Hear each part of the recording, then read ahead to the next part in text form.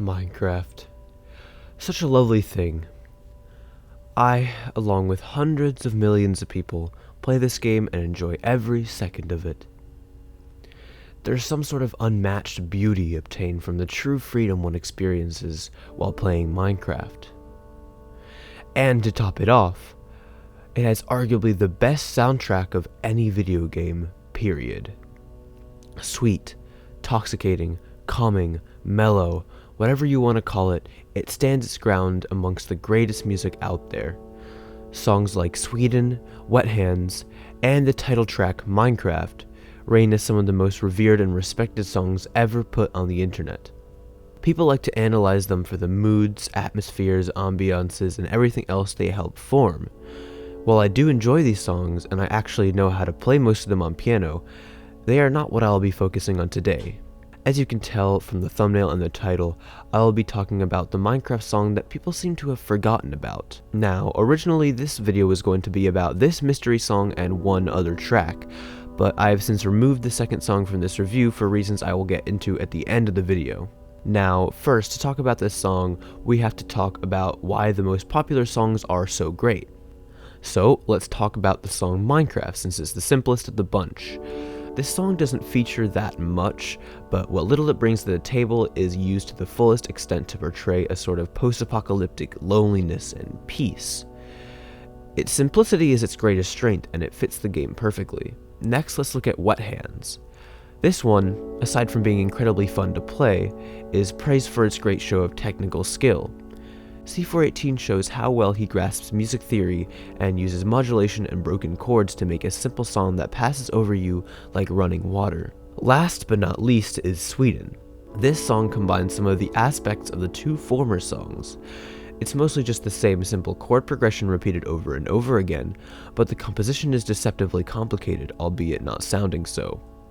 The technical display here is almost as impressive as in Wet Hands, and it sounds just as calming. This is definitely what comes to mind for most people when asked about the Minecraft soundtrack. Now, remember that sentence because it will be imperative later on in this video. So, what have we learned? While this is a gross oversimplification, generally what makes a good Minecraft song is atmosphere, compositional skill, and most important of all, simplicity. Okay, so we've finally broken down the main aspects of a good Minecraft song, and why the most recognized songs are so popular. It's about time I delivered on the promise that I made before you even clicked onto this video. What is the absolute best Minecraft song? One that checks all three boxes and then does an extra lap. One that's seemingly fallen by the wayside, forgotten in the public eye. This song is so rare that most people playing the game have never even heard it. This song is The End. Now, I won't be playing the full song right now, but I encourage you to go check it out before I break it down, or what I'm talking about won't make any sense. There's also quite a massive spoiler for part of the song I think you should experience firsthand and not through a crappy breakdown on YouTube. So, now that approximately 2 people have gone and listened to this song, it's time to begin. So, first off, the end is weird. The very first thing we hear is a distorted, washed out version of the song Minecraft. Throughout the piece, there are many examples of existing Minecraft songs, from Dry Hands, Cat, Hagstrom, Wet Hands, Subwoofer Lullaby, Danny, and to most importantly, Sweden. This whole song taps into your memories of all these other Minecraft songs you've been subconsciously consuming for years and uses them to its advantage. And this song isn't simply a mashup, it's something far more interesting. What this behemoth of an art piece does is recontextualize these songs. All of these songs exist on their own, separate from this piece. Why is it that taking a bunch of pre-made songs and smashing them into a chaotic blend makes what I'm calling the best song on the soundtrack? Well, we need to dive into that word again, recontextualization. When you hear these songs on their own, you feel something. Whether that be nostalgia, longing, joy, sadness, whatever, these songs will invoke a certain emotion in you, probably. In this piece, those songs are played with different surroundings. The drone that lies under the whole piece makes these songs turn sour, more dark and apocalyptic. They bring out the utter loneliness of playing a single-player survival game, and to top it off, this song only plays in the end. Now, I'm going to propose to you an idea. What if the end was never referring to a place, but a time? I'm definitely not the first person to think about this, but while I'm here, I just want you to imagine. The end isn't referring to an array of floating islands hanging over a void. You are never physically located in the end, but instead you are temporally located in the end. This is it. The universe has collapsed. The sun exploded, the earth burnt up, the stars went out. This is the end. This idea is something I've thought about a lot, and something I first started thinking about when I heard this song. It actually took me a while to hear this song, approximately 8 years. Not many people go into the end when they first start playing, and by the time they get there, they most likely have music turned off. So, to my surprise, after I turned music back on for the first time in almost a decade, I headed to the end to get myself a fresh serving of existential dread. This song perfectly portrays the end. There are very few pieces of music I have listened to that have portrayed emptiness quite as well as this song. Something about the ambience and the foundation just feels skeletal and devoid of everything. Then, the songs creep on in. Minecraft as an opener is genius here because it sets the tone perfectly. This Minecraft world that you've been working on is over. This is the end.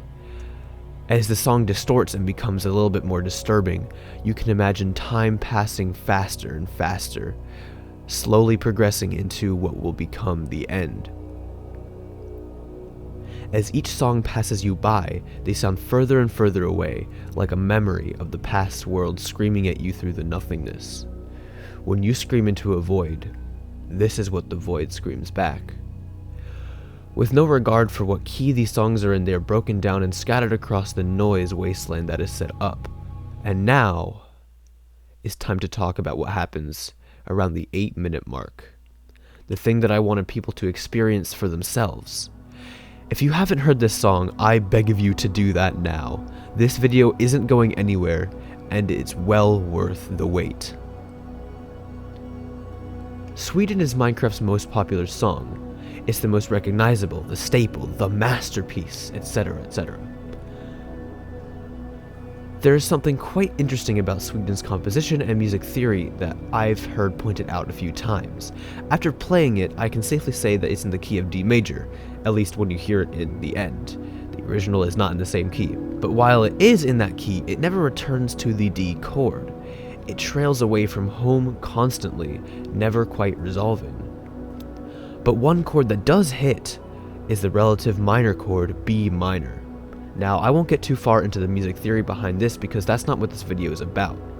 Basically, the relative minor of a key is a scale you get when you take all the notes of a major scale, but instead of starting on the first note, you start and end on the 6th note. All of the notes stay the same, but now it sounds minor instead of major. Now, B just so happens to be the note of the crushing noise vacuum of the end. Sweden in this song is centered around either D major or B minor, but now instead of our brains choosing the major key, the noise makes us instead imagine the song in a minor key. This is a perfect example of recontextualization, and it does something so indescribably special to our brains. The first time I heard this, I broke down into tears, and my eyes still water to this date. I think that this moment, at 8 minutes and 7 seconds in the end, is the single greatest moment in the entire Minecraft soundtrack, and it doesn't stop there. This section of the song continues for a while, and it continues to grow, becoming the effective climax of the song. Then, as the noise starts to become deafening, the piano switches briefly to subwoofer lullaby. Our minds calm, and then we're hit with the single moment that I think symbolizes the end.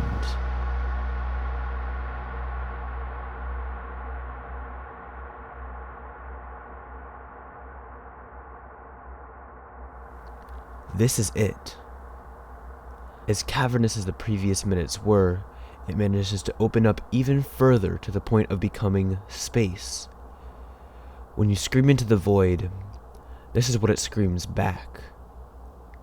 The drone in the background replaces any sort of structure the song used to resemble.